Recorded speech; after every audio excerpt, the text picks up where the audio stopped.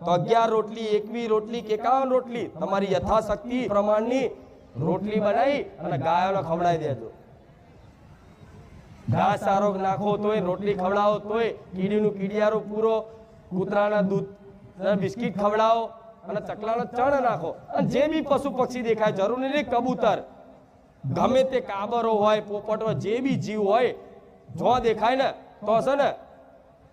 દિલથી કોઈ ઈચ્છા રાખ્યા વગર 5 રૂપિયાનું પુણ્યદાન કરી દેજો હું મેરડી રાજી રહીશ।